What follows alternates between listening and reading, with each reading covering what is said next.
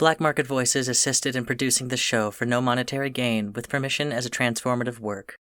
All rights remain with their respective creators, and all effects were obtained legally. Please support the parent media and the original work. Cloud City by SSJTrinity.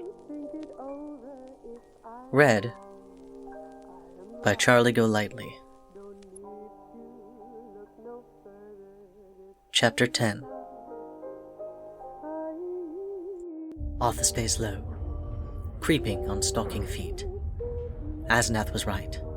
Behind him, through that right-hand door, he hears voices chatting and phones ringing. In front of him is quiet. Too quiet. His concern had been that some other prisoner might rat him out, but there is no one in the other cells, which is odd. He can't fathom what it means. There's another door at the end of the hall, locked. Happily, his lockpicks are in his bag, and it only takes him about 40 seconds to open to reveal a storage room. If there's no exit through here, he's fucked, and he knows it. But what other choice does he have? Arthur closes the door behind him, quiet as anything, and looks. There's light further down and to the left. Maybe a window? Suddenly, voices rise behind him, as if the door to the station proper opened. Someone is coming down that hall. Shit, he whispers. Easy, says Hastur. They're coming to fetch something from evidence, which is where you are. They keep evidence near lockup, Arthur whispers, already hurrying between the shelves, trying to find a place to hide in the dark. I never said they were smart. Ahead, the shelves end. Turn left. The lighting is shit in here. If you press yourself between the last filing cabinet and the wall, you should remain unseen. How do you know this? Arthur whispers. Not my first time in this building. Just how much had Hastur gotten up to when Arthur was out? The door opens. Move, Hastur hisses. Arthur can't quite make out what they're saying as he rushes, finding the filing cabinets against the wall. There's just enough room, for him to push himself between the wall and the final cabinet. But it's far from comfortable. Arthur does not like confined spaces. He breathes through his mouth, trying not to panic, not to give himself away.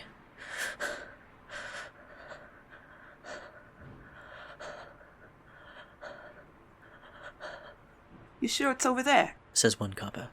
Sure. I put it down myself. Says the other. He knows their voices. That's Acey. Adam Araskowitz. But nobody calls him that. And he's nice. The other guy is Dutton, who can be a prick, but at least he's always fair. Sick of this, mutters Dutton. And then comes the sound of boxes being opened and paperwork rummaged through. They are not looking for paperwork, Hastur whispers slowly. Ugh, says Dutton. better not open that. Let me see. Asshole, that's not the right one, says Acey. More shuffling, papery sounds. Boxes being dropped on the floor. Arthur frowns. It doesn't sound like they're being careful. Maybe that's the wrong word, but a box tumbles from between the shelves and falls, spilling its contents of evidence and who knows what else, sliding papers all over the floor. No one moves to pick it up. This isn't right, Hastur murmurs. Take out the glass of flame. I haven't had a chance to properly train you to use it, but your base skill should be enough to at least make use of its power. Arthur can't ask him what the fuck he's talking about. He gives himself the middle finger, knowing damn well Hastur will understand the intended target. Then, very carefully, pulls out the heavy piece of glass. Hold it up to my eye. Good. This feels so stupid. Oh, Arthur. Hastur breathes. She was right. Instinctively, Arthur re-angles the glass so he's looking through it instead of Hastur. For a moment, it's just a blur, like trying to see through frosted glass. Then suddenly, he sees. Through the shelves, close up and clear, as though he's standing right in front of them. The coppers have abandoned their uniforms. They're naked. Something that looks a lot like blood is drying all over them with runes or letters. Arthur doesn't know, and both of them are... He starts to shake. Both of their throats are cut clean through. Neither should be walking around. Neither should be talking. They don't move like dead things, which Arthur had seen as a child, staggering in from the waste, and never wanted to see again. They just move like themselves, and that somehow makes it all worse. Acey kicks another box over. Ah, fuck it. He'll just have to come in here and find it himself. I don't really want to go back out there with him in the mood he's in, Mutters Dutton. He'll be pissed if we take too long either way, Says Acey. Pissed, I can handle. Murderous, not so great. Come on, it just got misfiled is all. They move to the next shelf, which Arthur sees through just as easily, thanks to that glass, and continue roughly searching. It's obvious neither man cares any longer what is where, or if evidence stays with paperwork, or anything else. They're acting like none of it will ever matter again. Arthur, I can't see. Hastur could always see through his eyes before. This isn't the same way I can see through the eye I've taken. It's like trying to peer through a dirty window. I need the glass of Lang. Arthur stiffens. No, I'm not reading your thoughts, Arthur. I just know you very, very well. Please let me see. Arthur's left hand waits, open, for the glass of Lang, as though that hand belongs to someone else. Which it does. Jaw tight, Arthur hands it over. Thank you. I know how hard being silent is for you. Hastur sounds amused. Arthur flips him off again. There it fucking is. Told you it was just misfiled. Says Dutton. Where? Let me... Wrong hand, jackass. What? Hastur holds out the glass. So, this will be a proper partnership. Arthur takes the glass and looks. Both men are bent over a box, uncaring as to their nudity and the brown flakes of blood peppering the carpet around them, staring at a severed hand in a stained bag. It's gotta be, says Dutton. No, this one's all...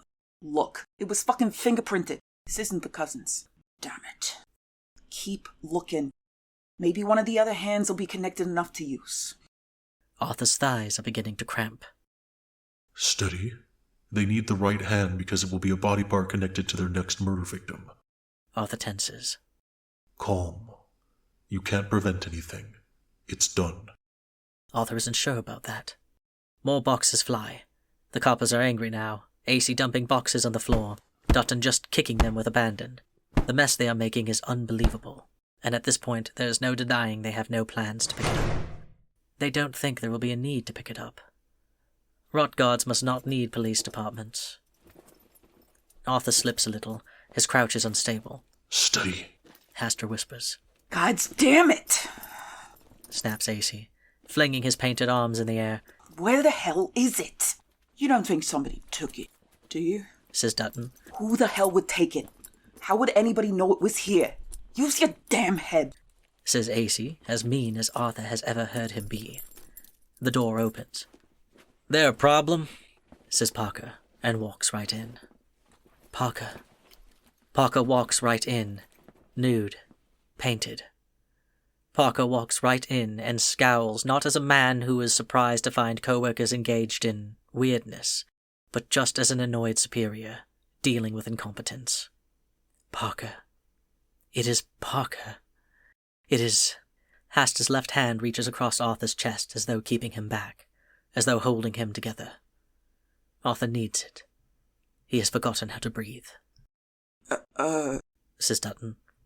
You haven't found the fist. Says Dutton again. We found a fist. Says Acey. Then seems to realize levity won't fly and shrinks into himself. Wasn't filed right. Dutton mutters at Parker's knees. Parker? It is Parker?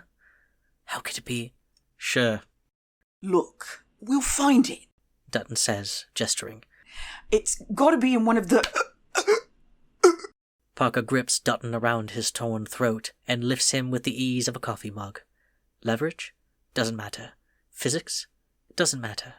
And it is Parker, and his scowl is the same. Shit, says Acey. Parker, thinks Arthur. Because it is Parker. Because Parker's never been nice. And after today's little episode, they were over. But he was a detective. He'd solved murders. He was one of the good guys, and now... Hastur does not whisper steady or anything else, and Arthur knows why, and realizes with a deeply unpleasant shock he finally believes his summon. Parker can hear him. Parker has been after something the whole time. Arthur would make a good vehicle, and Parker has kept an eye on him ever since Arthur got his summon, which showed he'd make a good vehicle. Parker had known that 78 murders mattered on the way to 81 when Arthur hadn't told him that. Parker is. With the same casual strength Parker's shown in glimpses, he tosses Dutton, who hits the wall with a bad crunch and slides to the floor. "So," says Parker, "I'm trying to follow the logic here. We are down to days of usability for the vehicle, and you two fuckheads are in here saying you can't find the fist?" Arthur's heart hurts, sharp and terrible. "We will," says Acey, hands up. "In time?" says Parker. "Because I can fucking tell you, he's going to be pissed already. Down one eye and one hand. He, the Defiler." "We got it." Dutton gripes, sounding like a whole-ass butcher shop as he clambers to his feet with horrible, wet, cracking sounds, snapping his back straight again, locking his head back in place. The fingers were last, bending back the right way, curving and snicking. "You better. You got one more hour, then I'm fucking sacrificing you both and sending in Torme and Sims." Acey groans. Come on, Yang. Don't be an ass. "We are out of time. Get it together," Parker growls, a tone Arthur has heard so many times, so many ways, and marches back out. Cursing, Dutton starts searching again, but more slowly. "Where could it have been misfiled?" Acey mutters. "Maybe first name instead of last name, or..." "You've got to be kidding," says Dutton, holding up another stained bag, and they both laugh. "F for fist?" Acey laughs as they head for the door. "What fucking idiot. Gotta go punch him in the nuts for it, whoever it was." Dutton agrees. "N for nut punch." Says Acey, and still laughing, they leave. The door closes. Arthur stops trying and slides onto his ass, still squished between cabinet and wall, feeling like maybe he can't think, or stand, or function. "I'm sorry, Arthur," says Hastur. Some part of Arthur knows that it is a concession on Hastur's part, that he has every right to say, "I told you so," and might have even done so on a normal day. It is a concession to the fact that Arthur is not okay. An admission to Arthur's pain. Maybe the last 5 years affected Hastur too. Maybe it really was more than just a contract. Maybe... "We need to go, Arthur." "They," Arthur whispers, and swallows. Don't we need to stop them? In here? Whatever they're doing?"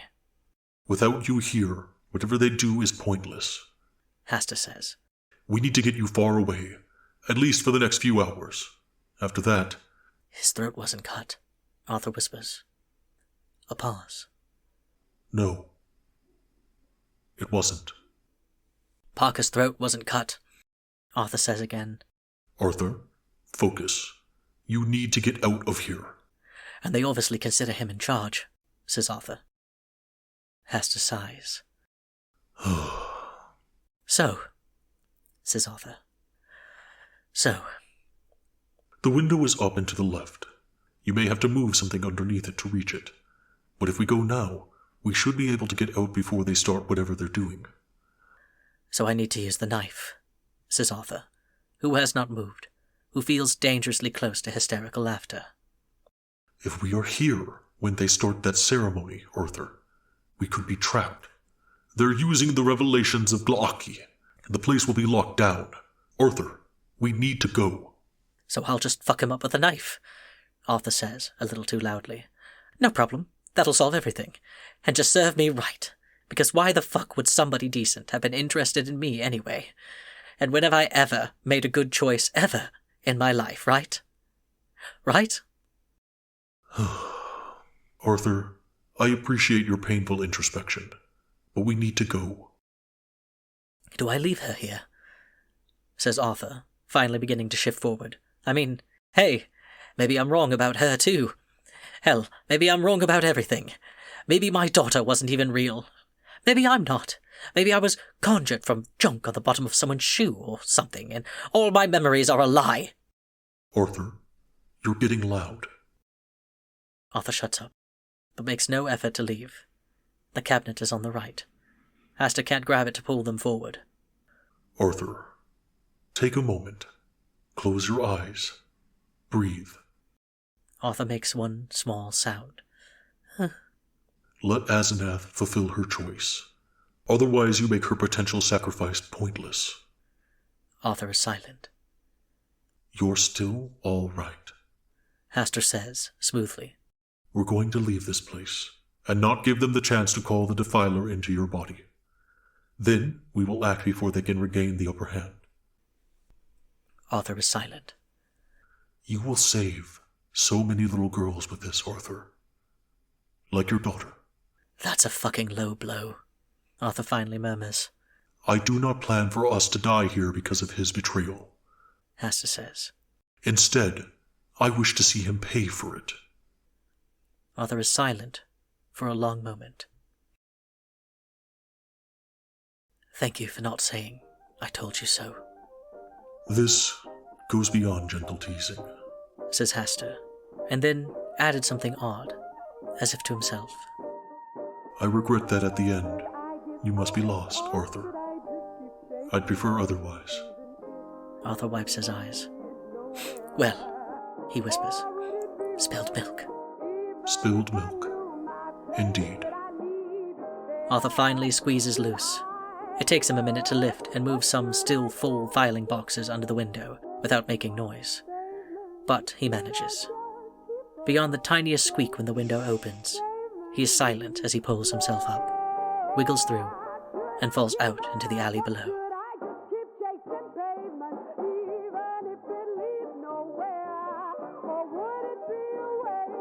This episode's special guest voice, LynnLarsh, as Acey and Dutton. Thank you for listening.